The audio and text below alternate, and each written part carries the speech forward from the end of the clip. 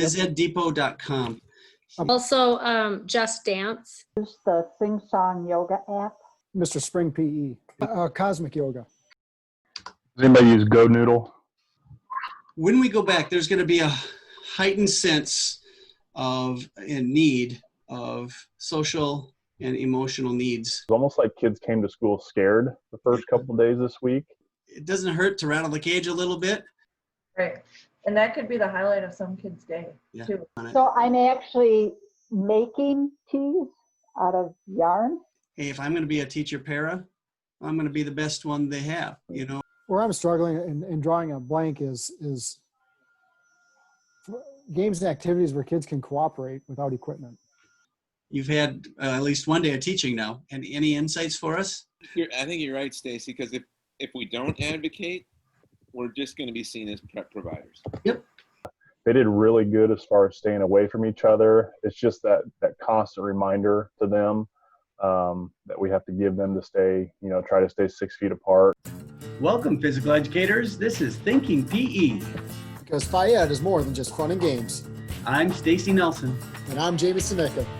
And it's our goal to dig deeper beyond the activities that make your class awesome. So buckle up and join us on this journey. Welcome to another edition of Thinking PE. Stacy, do you know what I've been thinking? What have you been thinking, Jamie?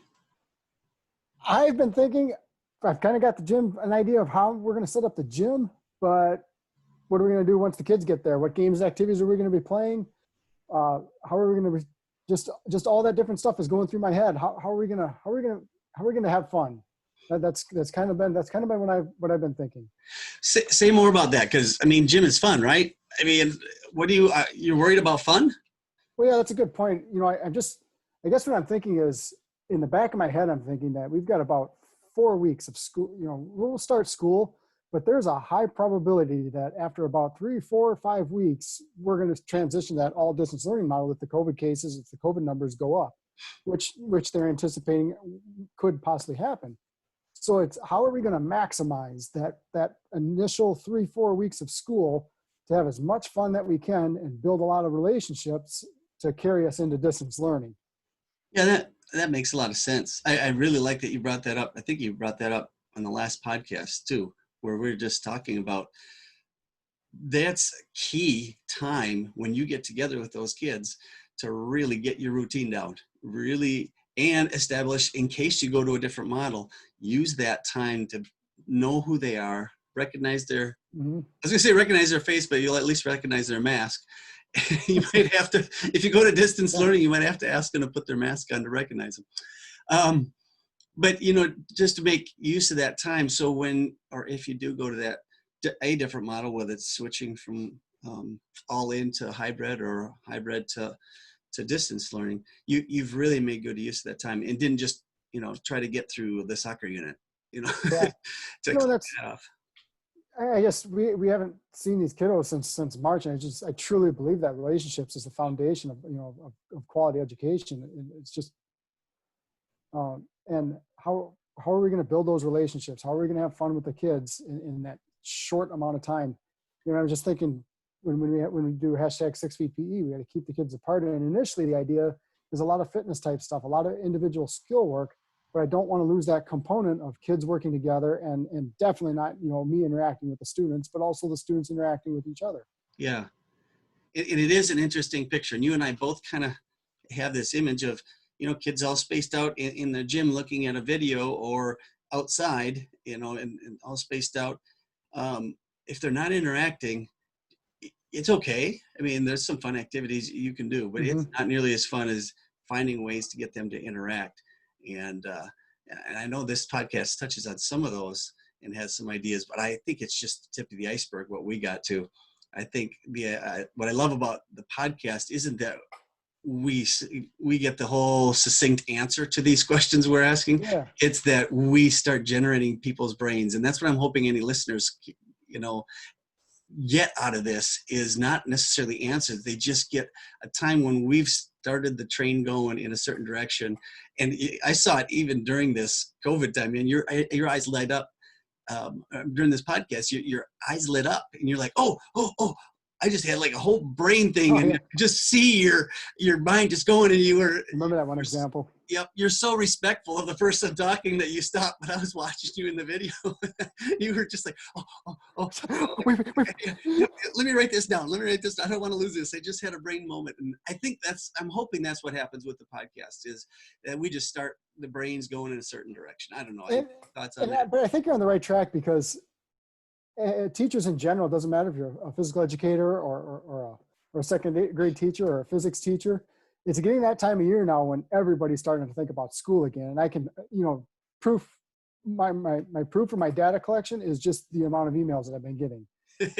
People are starting to, and I don't mean that in a bad way. It's just people, that's my evidence. It's fresh on people's minds now. We're staring at Labor Day here. It's just around the corner. And next week we start our staff meetings, and it's fresh on. It's really at the, it's gone to the top of people's priorities. Yeah, so it's not just PE geeks like us that are thinking PE. I mean, there's other people that are not only thinking education, but they're thinking PE. I got an email today that was a string of emails from another principal that was sending out emails about MinShape and Shape America, the resource they have on Health Move Minds. And we'll talk about that later in the podcast. But it was like, what? I'm getting an email from another principal in another building saying, hey, this is a really good resource to help you with all these changes we have. So I'm passing this on to you. I'm like, oh, interesting. You're thinking PE too. Yeah. Yeah. So it was kind of comforting to me, thinking, well, we've been talking to the president of Shape America, and we've been talking to people and interviewing people all along. So I've been, this isn't new to me, but I suppose there's a lot of PE teachers that they're just starting to get back into the swing of things here, and it's go time for them. Yeah, and how I've been personally handling emails and stress that's coming in and stuff is it's one thing at a time. It's it's almost like a triage. What needs to be solved now? What requires some thought, and what's just an idea that's being thrown out there. And truthfully, what's given me a lot of calmness is we've been thinking about this since June with hashtag 6 Feet PE. Just starting to throw some of those ideas around. What could we do, or what might that look like? And that's why the excitement came when I believe her name was Stacy. Yeah. She got that idea, and it was just like the light came on. I was like, oh, I can. And so I can't wait. I honestly can't wait to try some of this stuff, because I think it's going to be some of it. I think it's going to be awesome. There's a lot of opportunity for growth, just like our distance learning experience. Well, that's actually kind of a partial segue into what we're going to be listening to, because it was interesting at certain parts of this conversation how we were thinking this whole episode would be about no equipment games. Mm-hmm. And then there's this idea that comes in, opens up a whole new idea around kind of no equipment games, but it was just a whole different way of thinking about equipment, that all of a sudden that I saw your brain go on that too. We're going, oh, wow, well, if that's true, then we could do this and this and this. And I don't want to give the whole podcast away right now. Well, yeah, we're just eager to get to it. With that, let's transition that way of heading towards this episode in this first clip. But what I want to remind any listeners of is that there's a lot of resources that get thrown out in this podcast, and we asked the participants to put links into the chat. And what I did is I put the chat, I recorded it, and I copy pasted it into a document that we've been taking notes on all of these hashtag 6 Feet PE sessions since way back in June. And I just been adding them to a document, and it's an open document, open for anybody with the link. So I'm going to paste the link into the show notes. So make sure if there's some things you miss in here as people are talking, go to that document, and we're going to keep adding to it. So it's a great link to keep. And you can look all the way back at the notes from before any of the recordings were done. And you can really look at specific, there's a lot of links in this one specifically. So this first clip, we're talking about no equipment games. Let's take a listen. What can we do if your district tells you, no, we don't want students sharing equipment? What can we do? Where are you going to start? Any ideas? Use of projectors, videos. Okay, and what types of things are you, I mean, the obvious ones would be like a dance unit, exercise like to Darth Vader and some of those videos we've seen. Do you have any other ideas going along with that? I painted something on the blacktop where the kids are gonna go, so I can use what I painted for them. Can you expand on that, Sandra? What did you paint? I painted those tees that you've seen. Okay, Okay. and what are you going to use those for? Agility drill, dance, mirroring. What was the other one? If I'm actually making to send home, every kid's going to get one to go home because then they can balance on them and use them for twister and do different activities with them. So I had those all set out in on my blacktop, Okay. 6 feet apart. So what are you sending home with them? I'm not picking up on it. So I'm actually making tees out of yarn Oh, okay. so that I can, so See- if we go virtual, I can send it home. Okay. So if So- people are listening to a podcast, they can't see it. Can you describe what you were holding up there? I'm tying 4 pieces of yarn together, red, yellow, green, and blue, and it'll make a tee. And then you can use those 4 quadrants to do agility drills and different things and stuff. Okay. But I have it painted on my blacktop. So, and I have them also made out of duct tape for my gym floor. So I could put them down and they wouldn't have to touch them. It'd be like a poly spot. Oh. Okay. So And so describe more some of these agility drills. How would you call out right foot, left foot? So I'm gonna make task cards, and it'll have like jump in the back, jump forward, jump to the side, or bell jump, but there'll be different patterns, and I'm gonna line those up, and then the kids have to read the task card and figure out how to do the drill on their own without me showing, and Okay. they'll be with partners because they'll be 6 feet apart, but they can talk about it. And then if they can do the pattern 10 times in a row, fluid, without a miss, meaning touching a line, then they can make up a variation. And then I just have to move the kids all down and they go to the other end and they get a new task card. Okay. And to Kyle's point, if you were in a gym, you could use the large screen instead of a Yep. task card or that Yep. type of a thing as well. Do you And laminate the task cards then, or do they not touch them? They're gonna be in pockets, a cone, the flip pocket thing. So I'll laminate them, yep. Okay. So that's on my computer being worked on. And then I have dances made up already, and so And what grade do to you go. teach? K4. Okay. Great. Good way to Where start. where I'm struggling in drawing a blank is games and activities where kids can cooperate without equipment and bring that just where kids are interacting and doing things together. We're just a traditional game or something, and that's where I've been drawing a blank. Yeah. The one for me that first came to mind were just relay races. And maybe having a couple different things, like when they get down to, let's say, the end of the gym, they have to do a certain exercise or something, and then running back, and then they can cooperate by obviously cheering their teammates on and that kind of stuff. Okay. And you can have, So far, go ahead. so far, all of them seem to be, for the most part, when you have the kids with you in the Yep. gym, right? Yep. So what we're doing, because we don't have the kids, is we're going to implement Flipgrid.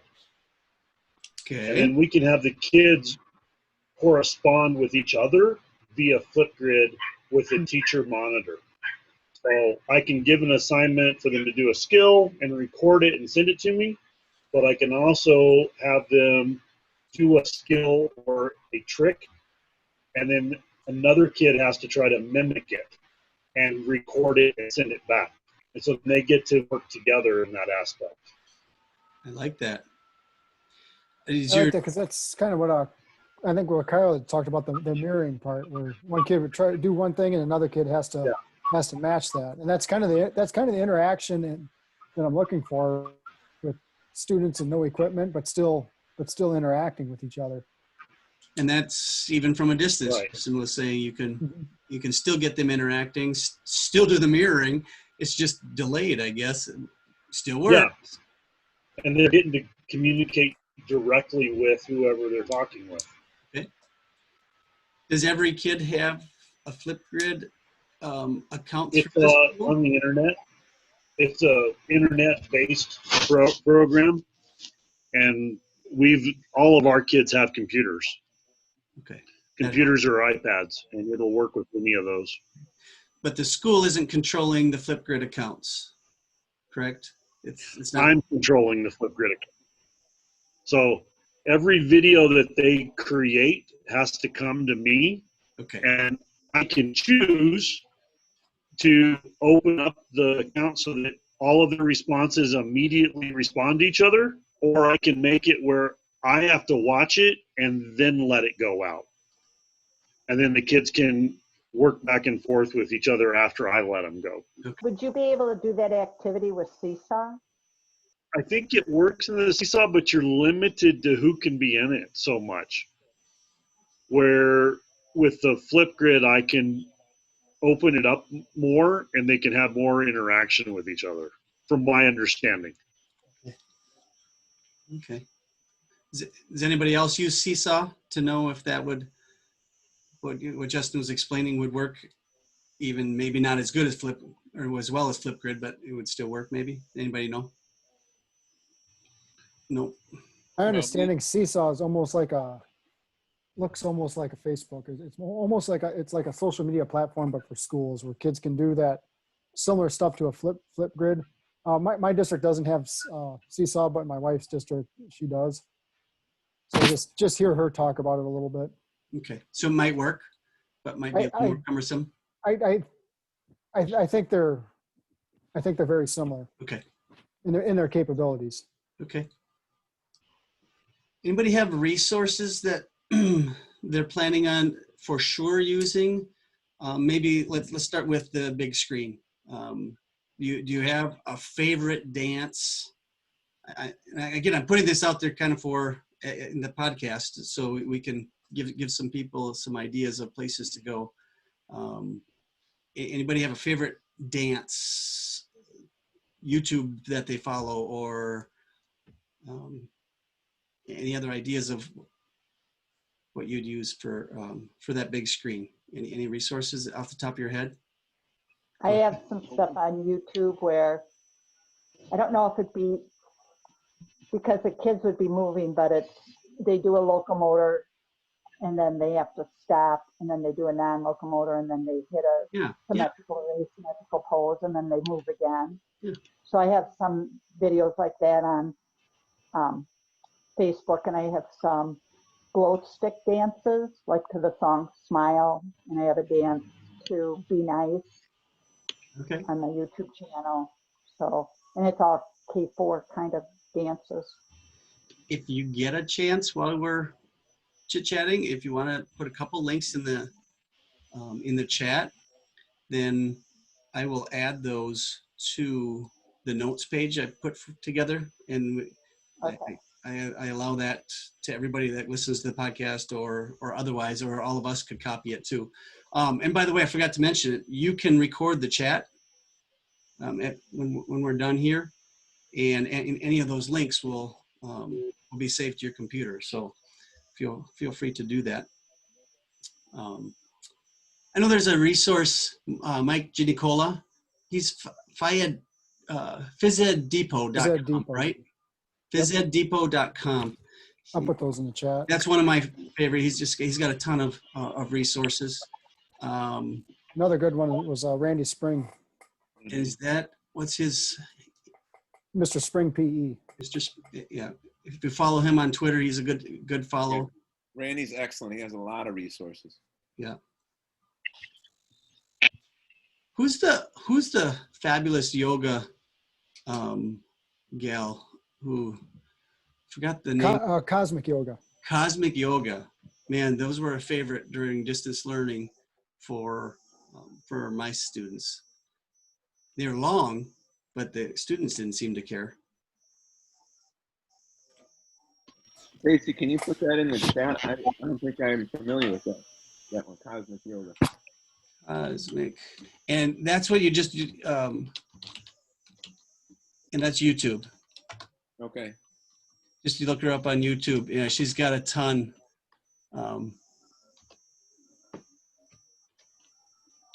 Is it more directed at elementary students, or could it work for middle school too? Hers are very elementary, I would think. Okay. Yeah, because it's basically storytelling. That's that's the beauty of it. I'm trying to think if there's some for older kids that would include yoga. Does anybody use Go Noodle? Oh yeah, there you go. Can't believe we didn't remember that. I haven't. Let's say, tell me more about that. I know a lot of our teachers, homeroom, classroom teachers use it for like inside recess or, you know, some other inside stuff. Our music teacher uses it a lot. I've never used it. I've always done, you know, hands-on equipment and stuff, but, you know, I've heard a lot of good things about Go Noodle videos. There's a lot of variety and stuff. So I think that's going to be a good resource for me this year. So, yeah. Also, Just Dance. So they have some good videos on there too. Is that just dance.com or just look on YouTube, look up Just Dance? On YouTube, Just Dance, and then you can pick and choose different songs and dances, and some of them are more middle school, I would say. Some of them are definitely more elementary or preschool. It just kind of depends. Yeah. Yoga, have you used the Sing Song Yoga app? Sing Song Yoga app. Sing Song Yoga. All right. It's an app. Oh, And she sings the directions to the pose, and then all the directions are written on the bottom, so it's really good for literacy. And it's in-app purchases, but you should just buy one of the packages, and then you can just pick whatever you want and drop it down and make your own flow. And you can do something like, if you're working on levels, do high level, medium level, low level poses, and then ask the kids what level it is. And then you do the same thing with symmetrical and asymmetrical. Okay. And you can teach those two concepts. But it's really cool because she's real calm and she sings all the directions, and then it's all written down right on the screen as she does it. So it's Sing Song Yoga. Sandra, would you mind typing that in the chat too? So we'll Sure.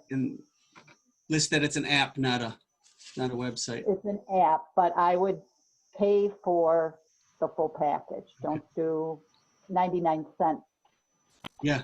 piecemeal kind of stuff. You're gonna splurge. The whole 99 cents. Good. No, well, it's like $14, I think, or something. But we used to spend tons of money on DVDs and things, and now if we spend $2 on an app, we think it's expensive. You know. So,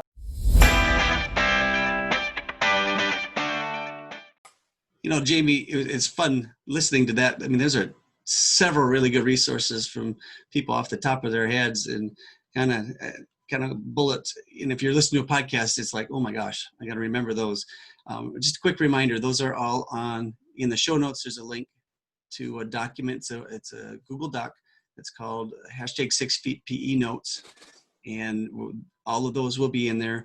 And then you and I were just kind of talking, and we even thought of a couple of others. You want to throw those out there, and we'll put those in the notes as well. Yeah, I was going to open up with openphysed.org. You know, during the distance learning, they came out with a number of resources and videos, especially when it came to virtual field days. There's a lot of resources on there for different field day events. And another one was just our national organization, Shape America, who also has a tremendous amount of resources, but then also think about your state organizations. For us in Minnesota, it's MnShape. And MnShape has taken a leading role in developing some of those resources for teachers. But, you know, as we go from the national to the state, don't forget your local resources too. And that's just you talking with your friends and other colleagues in your very own districts. Yeah, I think that's something you can't overlook.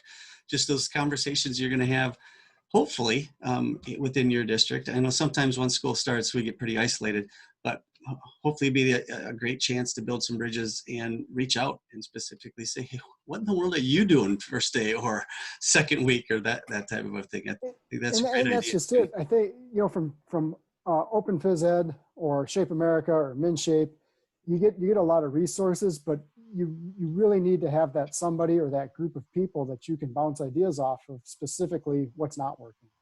You know, have that safe environment where, hey, this isn't working for me. What can I do different? And you don't necessarily get that from a Shape America. God, that's super good insight. And it goes back to some of the podcasts, some of the people we've interviewed, where we're talking about surrounding yourself by good people. And nobody knows the people in your district better than the other PE teachers that are going through probably really similar things. You know, we can listen to a fun podcast on it, but we got teachers from all over America. Kids are, you know, we say they're the same, but in many ways, your district is unique, and the people in your district, the other PE teachers probably know that best. So if you don't have that resource, you don't, but hopefully if you do, reach out to them and really make good use of it. This next segment, man, I just was busting a gut as we were setting this up, Jamie. If you're able, if you do watch this on YouTube, we do have them recorded on YouTube. That's not the primary way most people see them, but it might be worth going out there. Jamie, in this next segment, got visibly excited as the idea Stacy brought up was being generated, and she talked about it, and Jamie is so polite, and he let her finish her thought, and then as soon as she did, he was going to explain something, and I jumped in and cut you off, and you're like rocking back and forth in your seat, pointing at the camera. Warming up the hands. You literally did this, warming up your hands in the camera, ready to talk. You go, okay, I got something. Jamie had to wait 1 minute and 40 seconds to get in what he was thinking about. So anyway, we were just having fun with this. So as you're listening to this next segment, listen for about 1 minute and 40 when Jamie finally gets a chance to express some of what he was thinking on this. It's a good time. Take a listen to this next segment. It's really good. I saw somebody had an idea of doing Frisbee golf outside with hula hoops. So that would be your equipment that you would have to sanitize. But they had students make their own Frisbees from like heavy duty paper plates, and they could decorate them. And then that would be their own Frisbee, which wouldn't work for me here because it's too windy all the time. But for someone that maybe wouldn't have as much wind, or indoors, or or indoors, and then that way, because I know a lot of the teachers, the classroom teachers are having, you know, their students are having their own box of scissors and pencils and stuff, so they don't share equipment. And so I guess if they were to create their own Frisbee, they would be following those guidelines, but we can't have them have their own equipment for everything we do, because that's, you know, doesn't work. But no, but that's a great door you opened there of what other things could we do with, and I got to do everything, but what other things could we have students bring their own equipment or make it in class and then use? Any other? Well, I was just gonna say, kind of going off the Frisbee idea, just using like a piece of scratch paper and making a ball, like paper ball, and then they could use to demonstrate throwing, underhand throwing, things like that. And that way you can still have them go through this or teach the standard, but they have their own ball. Yeah. And if it's, you know, if it's minimal, I mean, if it's something like a piece of paper, I mean, some of that stuff could even be thrown away. Absolutely. Right. Also, I just thought of on paper plates too. I mean, you could, the cheap kind, the really thin cheap kind, you can stand on them and side slide and do different things. You can do ab workouts, I suppose, like, so they'd be like sliders and things like that, maybe. For a minimal cost, and maybe throw them away, but I don't know. So, Stacy, I'll say thank you for getting my mind rolling here, because I just envisioned hula hoops for the golf thing. Hula hoops are the holes, and then we did this event for field day. It was just a shoe kick, and the kids just love all they did to see how far they can kick their shoe. So if we did like shoe kick golf, where their equipment is Yeah. their shoe. Now I know it comes. Now I got kids running around and with no shoes on outside, but we'll worry about that when the time comes. Yeah, just- good idea. It's just that out of the box thinking that and that's why I love doing this is just that little thing just sparked that thought in my head. If that's an Well, Olympic sport in 8 years, Jamie started it. Well, no, it That's started with Stacy. I guess it started with Stacy. There you go. Never would have thought of it otherwise. Back to the paper plates. This isn't my idea. This is from one of your podcasts. And somebody suggested using a paper plate as a racket and getting cotton balls Oh, yeah. and then striking. And the other one was actually you can't balance bean bags, but you could balance a paper plate on the head and the shoulder and stuff. Okay. But I got that off of your podcast from May or something. Oh, wow. Cool. So that We got a long-term listener here, Jamie, all the way from May. Hopefully she missed that podcast where I was making up words. I doubt it. Oh, thanks, Sandra. Yeah, it was an interesting turn we just took, kind of almost like we were in the distance learning mindset, like Justin was talking about earlier, and saying, well, what equipment can we use? That type of a mindset.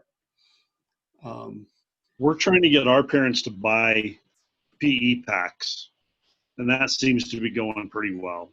Good. And then using those PE packs in as many different ways as possible. And then if we do come back on campus, we'll tell them which pieces out of those PE packs to bring to class so that we can use them. Okay. Are you guys supplying? We're supplying the ones that if they come forward and say they can't afford it, our PTO or through my fundraising account, we're going to go that way. But we're asking the parents that can afford it or the parents that want to give us a donation on top of to help us out to set it up. That's awesome. Yeah, so we set the parameter at no equipment games, but what actually also came out of that was PE packs and actually disposable equipment games, Yeah. which falls right in line. Kids aren't sharing; they're not using equipment per se, like paper plates and those things. Yeah. And like Justin's idea, you could bring the jump ropes for part of the day. Mhm. You don't have to clean them because the kids are going to bring them back and put them back in their pack afterwards. And then you don't have to feel like you have to use the jump rope the whole time, because that's what I feel like. If I'm going to clean jump ropes, I'm going to make use of them. But if you were going to have them bring them and then bring them back, you don't have to. Feel like And this is you do where I go back to our conversations that we were having before the meeting. And when administrators say no equipment, in their heads, no equipment means they don't think like us. Yeah. And now we all of a sudden we have 5-6 ideas in the last 15 minutes that we can say, so this will work. Yeah. Do any of you know your parameters yet? You'll be able to use equipment, just not share equipment, or you could do it between classes, or do you know yours, Sandra? we finally got the okay to share. Kids have to wash their hands prior and after, and then we have to sanitize afterwards, and it should pretty much be just a partner share, not like 7 or 8 people type of thing. And what happened was they were going to share math manipulatives in the classroom, Oh, but PE wasn't allowed to Mm. share. And we kind of went, if they can share math manipulatives, we get to share. So Good we for just you. found that out like today. So that really opened up a lot that we can actually play catch. oh man, it opens up. That's you. I know, I feel so lucky. It's like, I started off with no equipment, and then we went to, you can use equipment if you sanitize it, and now we can actually share with one other person. Okay. And that kind of relates back to what Tom said earlier about advocating. Advocate for our what we're doing. What we're doing is important. And if they shut you down, they can shut you down. But we need to keep speaking up and obviously being respectful. And when they give you the final word, it's the final word. But we need to advocate for our curriculum. It's important for kids to not just come in and walk around, Otherwise hire a para and have the kids just walk around the track. If that's what it's going to be. I think you're right, Stacy, because if we don't advocate, we're just going to be seen as prep providers. Yeah. Good word. At my school district, we're allowed to use equipment, but we're supposed to sanitize all of it. And the problem that we've ran into is that they have not given us time in our schedule, so it's back-to-back classes, business as usual. So legitimately, we can't sanitize equipment. Our sanitizer has to sit, I guess, for 10 minutes before it's effective, so it like air dries on. Have you guys ran into that, or have you had any better or more creative scheduling from your administrators or anything like that? Well, this is what a PE teacher is thinking of doing, stacking some mats and putting a tarp behind the mats in the gym. So, you know, kind of like a fort type of thing, and having 2 sets of equipment. So once the kids are done, the kids just throw the equipment over the mat and it's on a tarp, and they just spray it down. And then the next class gets the equipment from the other side of the gym. And then when they're done, they just throw it all over on top of the tarp. Nice. That's what he's planning on doing. Just switch it out. Okay. So he has 2 sets of equipment and then just toss it over the mat, tarp on the floor, Yeah. and spray it down and let it dry for the next class. Is So there we'll see any if it chance? works. That's his job. That, Yeah. you know, that's what he figured out. So Is there any chance to let students do some cleaning? Because if you had the students at the end of one class clean whatever equipment they use, that can sit. And then you bring the next class in. By the time you get warmed up and all those other things, that's, I'm sure 10 minutes goes by. I don't know if that. Right, and they're not allowing students to sanitize. So, so that's why I'm thinking more about no equipment, because I'm like, well, if I can't follow the sanitary like protocol, Mhm. then I better not use equipment. I don't know. Yeah. I'm just racking Unless- my brain. Unless there's something you can do. Sometimes you can be cleaning one set while the students are active, you know, even Yeah. observing, or, you know, I don't know, while we're working, you just might have to do some cleaning to make that go somehow or another. And I don't know, that might be another option. Good question though. I've heard of a lot of people that are using balls that the kids can't touch, kind of like soccer, so that helps with that cleaning scenario. Yep. So like the golf thing, they're playing soccer golf, or they're allowing, I heard a crazy one the other day, kickball, but the kids are not allowed to ever catch or touch the ball. So the ball's kicked home and the catcher places it with his foot at home base. The batter comes up and kicks it, and all running stops as soon as somebody can get a ball to one of the bases and stops it. And so again, you're not tagging, you're not whatever, all running, but you're trying to get the ball to a location to stop the running. So a lot of That'll soccer be interesting to see how that one works. Yeah. Yeah, but incorporating, you know, like soccer trapping, you know, Yep. and passing those things. Yeah. It's pretty One of my interesting. coworkers does it, and it's like basically a warm up, like game to our soccer unit. She calls it soccer kickball, and it's the same, basically the same thing you just explained. Nice. Yeah. I like it. If they're good at kicking, that'll be good. If they're bad at kicking, that ought to be interesting. Just like a lot of our activities. I've been just jotting down ideas as I see people or hear people or talk to colleagues from other states and stuff. Somebody said too, like red light, green light, working on locomotors skills for like the younger elementary, which is a good idea. Yeah. Yeah, I was just gonna say that, and like the deck of cards where you have the 4 suits being different exercises. It could be a warm up activity, and doing that kind of stuff. Have you guys talked about the this or that tonight? Because those are interesting ones. So you have a PowerPoint, and the kids choose between this activity or that activity. Or you do the rock, paper, scissors against the computer. And so they're all playing rock, paper, scissors, and the computer comes up with the next screen that tells them what it is. and then depending on if they win, lose, or draw, whatever the activity they have to do.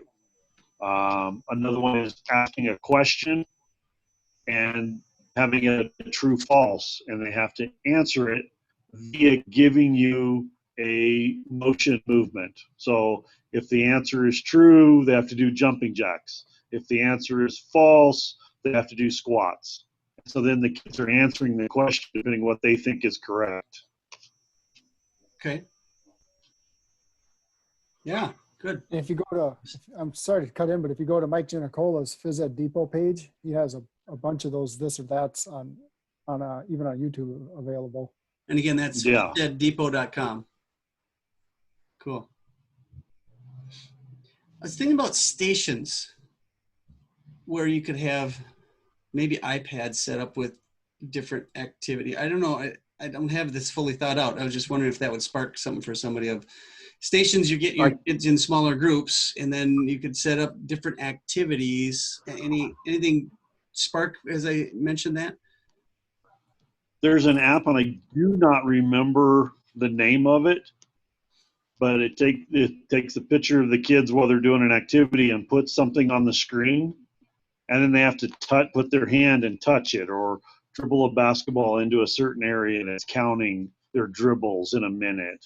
And so that one's kind of cool. And so it puts like a star up, and the kids are dribbling with their right hand, and they have to touch the star with their left hand.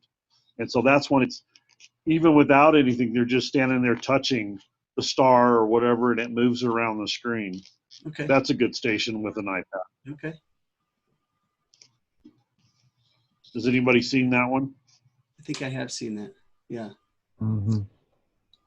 I saw on a website, I don't remember where, this is not really stations, but a teacher did like sensory pathways or movement pathways with spray paint on around their track or walking path. They just had like concrete, but students could go and do what they say, like hopscotch and jumping over hurdles. Did you guys see that? Did anybody else see that? It was so cool. Similar to it, you know. She'd have like, a squiggly twirl, and that's where they'd have to spin, would say spin 2 times. Then she'd have a box that would say like 10 jacks. So they'd have to do 10 jumping jacks and zigzag jumping and a lot of different things. And it was very colorful and fun, and you could space the kids out to go through that thing, and that would be no equipment. And they could do it at recess if you need a recess activity, if they're not using recess equipment. Yeah. That's the type I of did one. station I was talking about. Go ahead, Justin. I did one during the summer where we listed like 30 different types of activities, 1 to 30. And we had the kids take a dice and roll the dice. And so if they could roll it with 1 or 2 die, and let's say it said 6, they would go to the 6th activity down and do that activity. And then they would roll the dice again, and let's say it said 5, so they're going to take the 6 and add 5 to it and go down and do that activity. And so if they got to the bottom, they just started back at the top again like a board game. And so all it was a list of activities. So you could put that on the screen, or you could literally give it to them in like on a cone protector, and all it was the dice rolls on a screen. So if they're in your gym, you go, there's a YouTube page for dice rolls for 1 or 2 die that just plays through, and you hit pause, and okay, that's the activity you have to do next. So you can do that via an iPad or a big screen. Yeah. And that's the type of activity I was thinking really would work well for, after you've done it a little bit, gamify it a bit, where now you add challenges, and you can't maybe go to the next level until you can do that at 10 times in a row or something like that. To add a game, or you could have them get points or virtual coins or something like that. And then if they get so many coins, then they can buy a fun activity at the end by doing some, as a class you get, I don't know. I'm just, it's going off the top of my head, but trying to take that activity to be fun for a while, but then gamify it, add some other activities or angles to it. Have the kids make this stuff up, or have somebody go to the front of the room. That's And insane.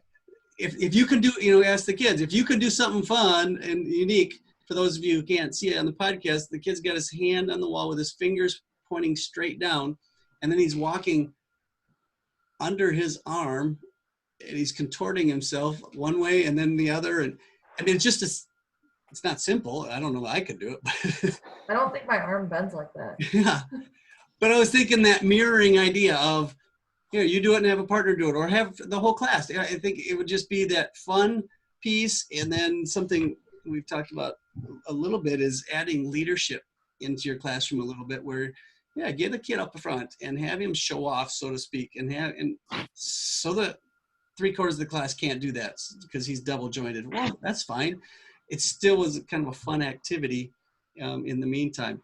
So you could do balance challenges without Yeah, equipment. there you go. Yeah. Right, balance on 2 body parts, balance on 3 body parts. Now turn over, do a bridge. Can you make your bridge move? That kind of stuff.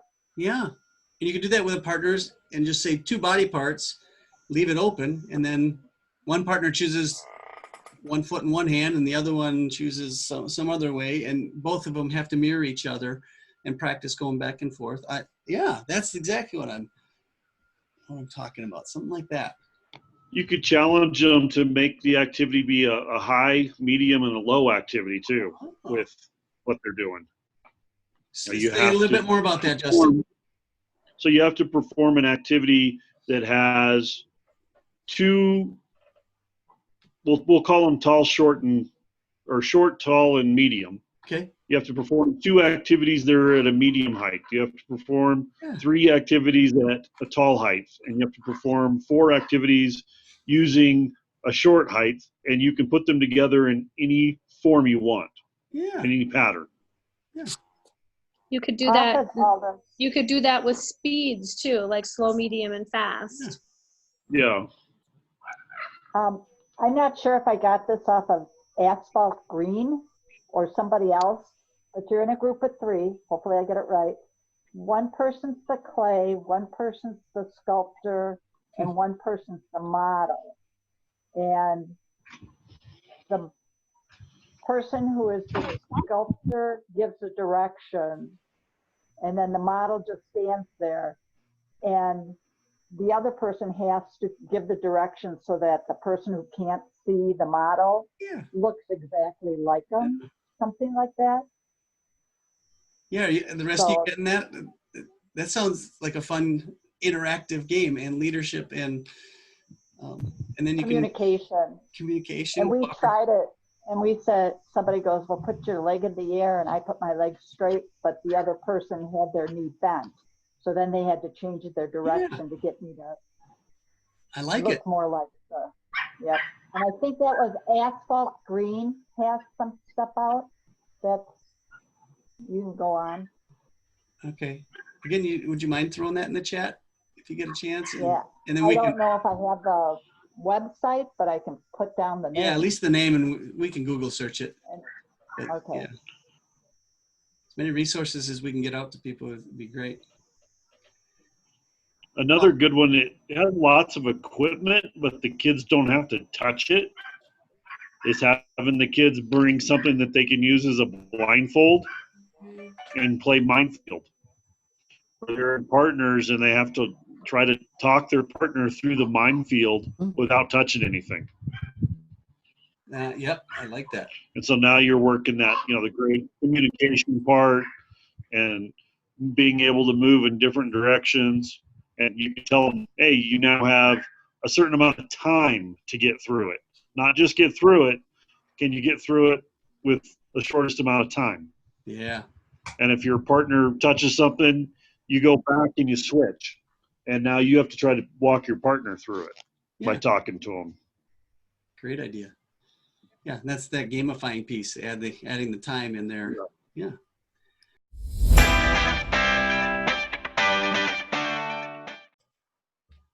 Well, Jamie, I set this up and I hooked our audience with this idea that you were so excited about something. You waited a minute and 40 seconds to tell them what it was, and you made a comment that I want my kids to kick their shoes off. Can you help me understand? Well, there was something more going on there besides this activity of kicking shoes off. Why were you so stinking excited? Well, I mean, number one, it was the enthusiasm from our field day where kids were, just seeing how far they could kick their shoe, and they loved it. But it just stemmed. It's the excitement came from how it just blasted open the doors. And we were talking about no equipment, and for me, that just kicked down the door to when we talk no equipment, we're talking about disposable equipment or using the kids' shoes as equipment. Things that they're not sharing that, and we still meet those safety guidelines. So it just takes that concept of, okay, now kids are kicking their shoe, and I said there's a lot of logistics to figure out behind it. But I say that excitement came from it just totally opened up so many more doors and conversations to have. Yeah, it was fun to kind of see how. Yeah, we were kind of wrestling with this idea of no equipment. Yeah, we can come up with activities, but are they going to be engaging? Are they going to be fun? And yeah, we were coming up with ideas and we were plowing along. But it was like you said, it's just like opening this door or plowing the door down, I guess is how you said it. And now all of a sudden, like we walked into a whole nother storage room of equipment I didn't know I had this storage room at school. Look what I can do now. Look at the things I can play with here. And it was kind of fun just to see that morph. And then even Justin came up with the other idea with his district of a similar type of thing is not disposable, but if kids bring their own, then it's not sharing. And so, now we're good to go again with a whole nother avenue of things. And his district is willing to do maybe what yours isn't, but maybe it's an idea. You could have kids bring something simple in. I don't know.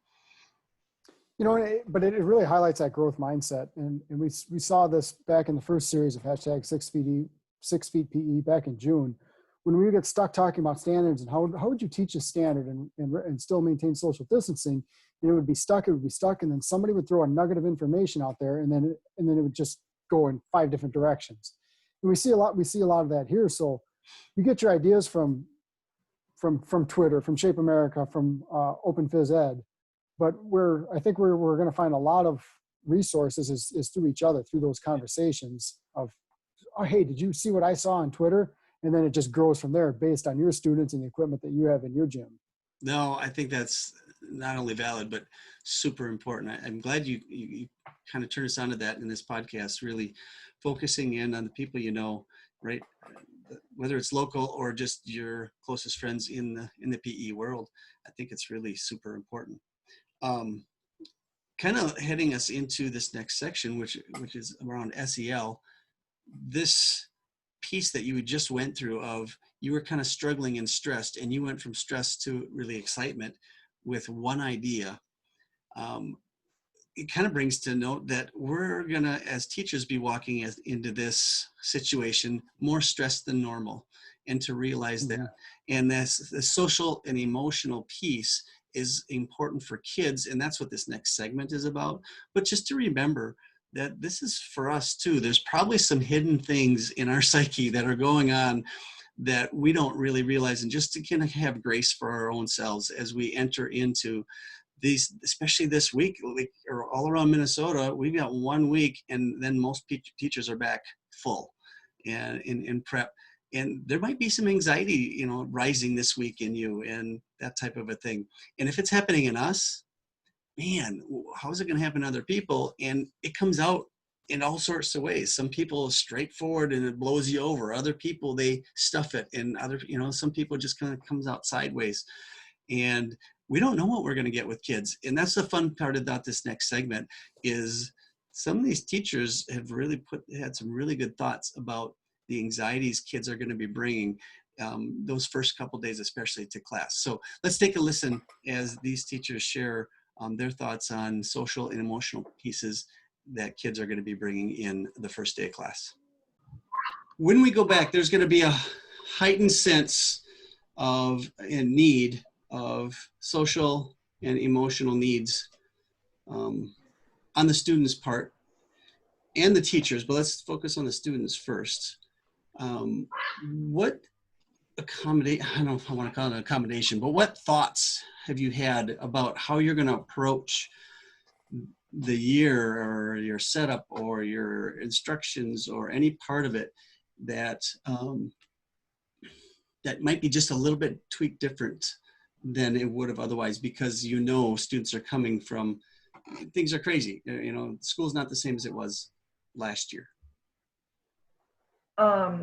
So towards the end, well, obviously before we all shut down, I focused a lot more with stretching, like static stretching with my 8th graders towards the end of classes, and which I wanted to do at the beginning of the year, but sometimes things just get so busy that I just didn't get to it. So the last 5 minutes, I want to work on breathing exercises and stretching with my kids, just to we had this, long, crazy class period of activity and stuff, just to kind of calm them down. And maybe it's a way for them to relieve stress or whatever, and just take the last 5 minutes of class so they have that opportunity to.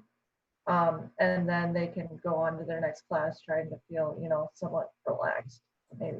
Nice. Hopefully. No, I like that. So that's what I'm really going to focus on this, Okay. The beginning weeks and stuff. So, and throughout the rest of the year. Yeah. Great, Lauren, and probably the teachers that your students are going to after your class probably thank you for that also. Yeah. For sure.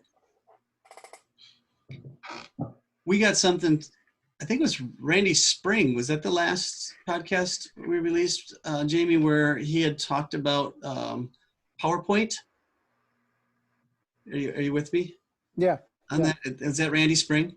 Yep. And the idea of PowerPoint is kind of like you were talking about, Lauren, there at the end of class.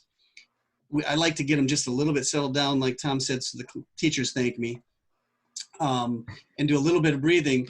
But he has something he calls PowerPoint, where he has students, and he builds this in and teaches them how to do it. He has students point out to other students what they did well during the class. So he's got his goals for the class, and if somebody saw somebody else doing something great, you point at them and you give them the compliment, and you call for 2 or 3 of those. And I don't know, I think I'm going to try to incorporate something like that, just not only to help settle the kids down like you're talking about, Lauren, and get them to think and relax, but that SEL piece of, hey, it not only feels good to get a compliment, but it sure feels good to give one.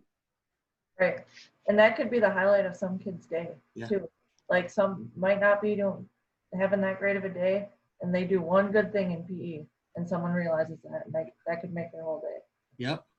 What needs do you think kids might come with that are going to be highlighted in the social and emotional? What things should we be looking for? Well, here's an interesting concept. Was talking to one of my PE teachers today, and he was asking his kids question like, what are something that you miss? And he was expecting to get stuff like, I miss getting to go play with my friends and play soccer or basketball or this or that. And he got answers from literally, I miss being able to go to the park and play, to I miss getting to go to the grocery store.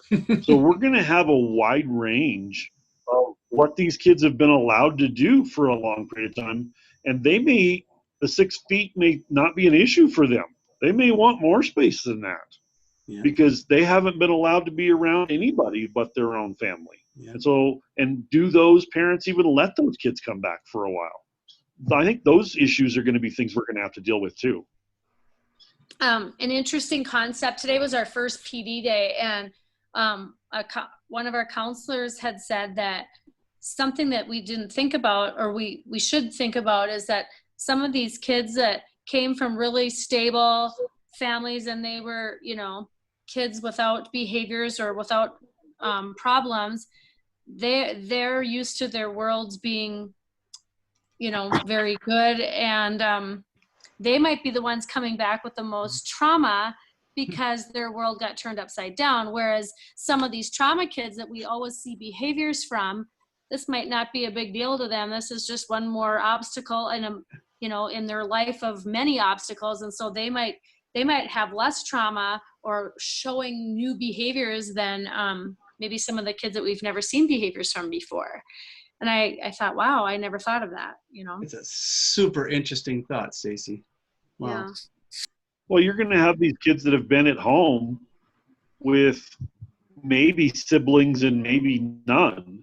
Yeah. And so just the concept of being around other people may stress them, Yeah. depending on how much their parents have kept them secluded or not allowed them to interact with others. And so that stress level is going to bring out issues in them. Yeah. I'm going to say I saw a little bit of the opposite this week. We started with kids on Monday. I actually didn't have any PE classes until today, but just doing the whole check-in and temperature checks in the morning, asking the questions, I almost feel like our kids, there was almost like a sense of nervousness. There wasn't that excitement for the first couple of days of school. It was almost like kids came to school scared the first couple of days this week. You know, obviously wearing the masks and stuff, you can't see their faces, but I could just tell like kids they weren't super talkative. It was almost like they were nervous to come to school this week. So it was interesting to see that, but you know, once they got in there and got going, I think they kind of settled down a little bit, but I think I saw just the opposite of that. There was they did really good as far as staying away from each other. It's just that constant reminder to them that we have to give them to stay, you know, try to stay 6 feet apart and use the markings on the floor and stuff. But it was interesting to kind of sense the nervousness from our kids and how, you know, they were kind of unsure how school was going to be, you know, so it was interesting to see that. I totally did not expect that. I thought kids would be smiling and happy and yelling and screaming and stuff, but it was almost a sense of nervousness and scared coming back to school. Which I guess makes sense too, I guess. You know, when you Yeah. think about it, they had no idea what they were walking into in some ways. Yeah. Any other things, Kyle, as you think back? Because you've had at least one day of teaching now. And any insights for us? No, it's been an eerily quiet couple days. We're doing a hybrid AB day, so essentially we're seeing half or a little less than half of our kids. You know, and just the whole getting used to the first couple days, meeting their teachers and all that kind of stuff. You know, we didn't know how long we were going to be in session. From what I've heard, everything's gone really smooth. I think everybody's kind of expecting to go full remote just with cases in our area going up. And, you know, I think as soon as it does hits the school that I think everybody's assuming it's going to shut down and go full remote. So, you know, kids have really, really done a good job in their homerooms of learning how to use computers and signing on to all their virtual stuff and just kind of getting used to that stuff. So we are throwing a lot at them this week with that. But, you know, like I think Justin was saying earlier, I kind of did this today just as like a 2-minute filler at the end of class. You know, I was asking kids what their favorite part of the summer has been and the essentially a 5-month layoff.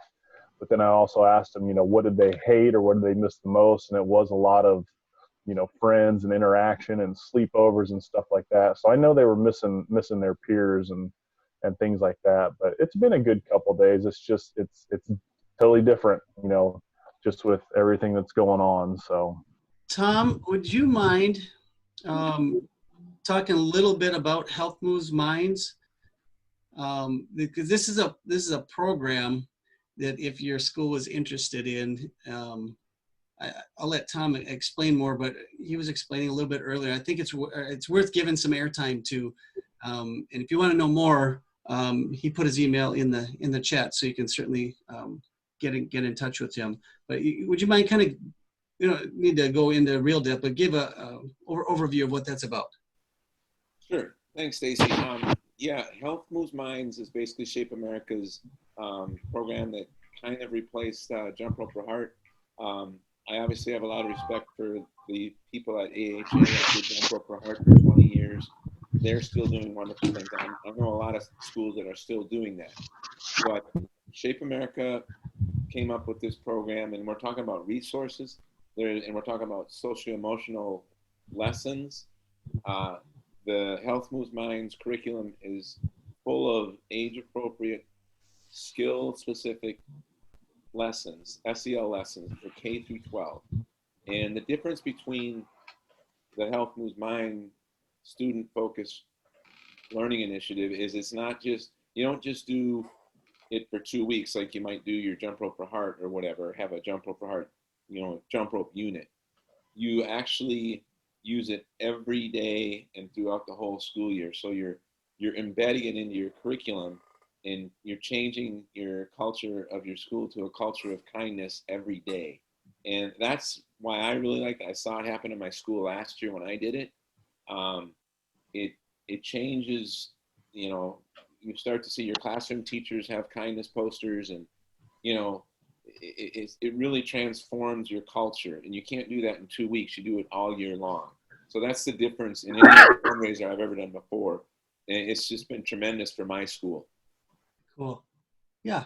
And again, if you want some more information, the SHAPE website has it, but otherwise, I'm sure Tom would be happy to explain what his school has done. So I just feel like that's an upcoming thing. All these SEL talk around the whole school.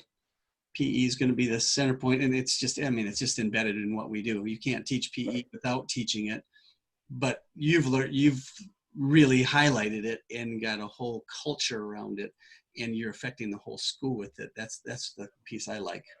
Yeah, in most districts, they're already, you know, when I started it last fall, I was in, you know, my staff meetings during workshop week, and everybody was talking about SEL learning, and we had developed an SEL team of school counselors at our school.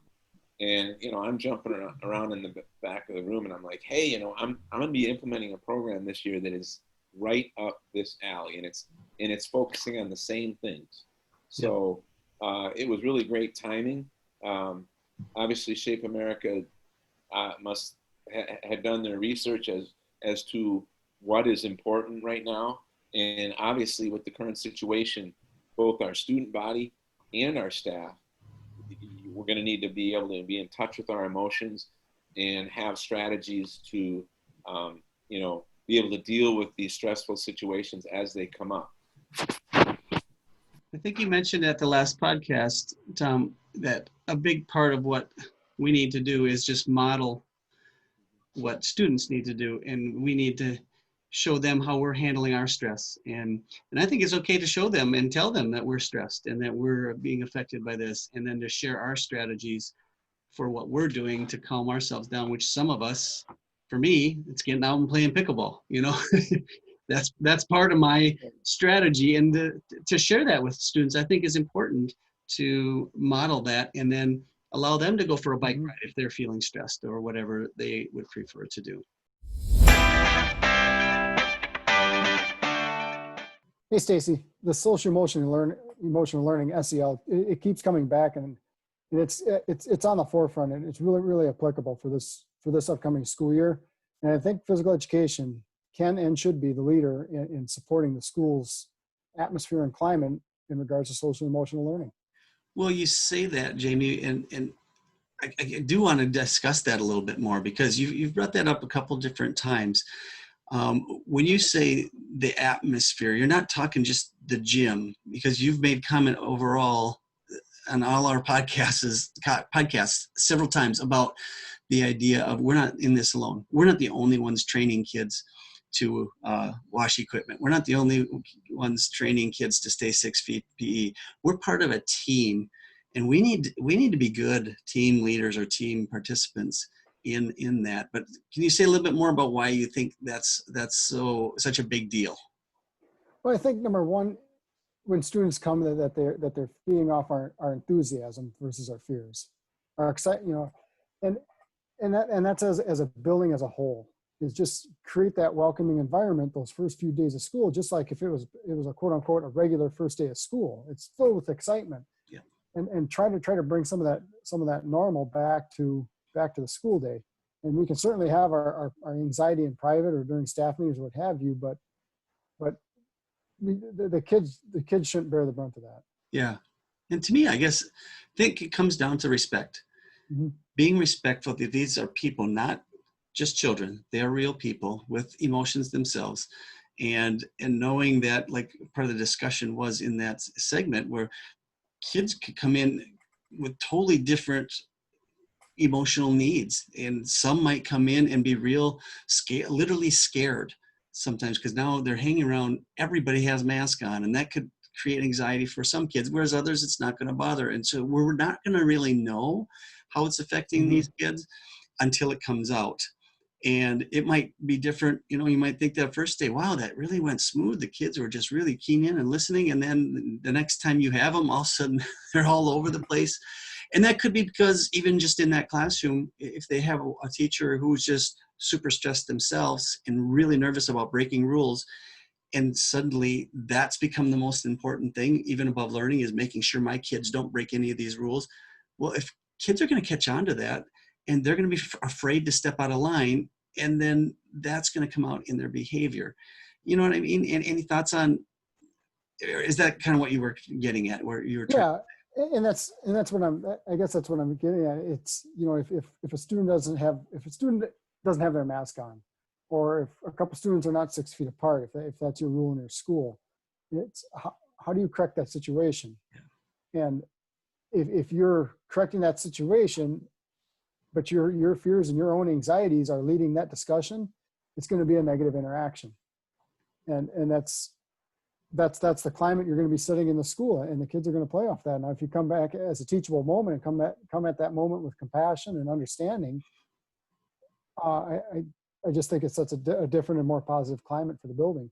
Yeah. So in many ways, man, your team is just going to be so critical in this. When I say team, the other teachers in your building, even the ones you don't have a lot of direct contact with, you playing a role in that team and you guys working well together is a super big deal. And it's gonna come out sideways if you're not working well together. The kids will sense that. You know what I was going to say? I think our standards alone, and why I keep going back to, you know, if I should and could be a leader in the social emotional learning, is our social emotional learning is just ingrained in our standards, from everything from trust, cooperation, communication. It's all embedded right in our own standards. Yeah, and you and I have been sensing this, and we've brought this up on other podcasts. And I know I've been hammering the internet lately, just looking for resources and taking free classes or anything that's offered. And I'm taking a class right now called Start Leadership at start-leadership.com if you want to go check that out. It's just a slightly different approach, but it's kind of nice to be just walk through some thoughtful processes on this. I've been teaching SEL for years. Obviously, it's embedded in our curriculum, in what we do, but it's kind of nice to have some specific resources that walk you through here. You know, here's some very specific things you can do with kids in different ways to get them to think about it. And again, Shape America has some resources on their website that, you know, how to integrate social emotional learning, specifically social emotional learning into physical education. And another good one I found it's called Scholastic.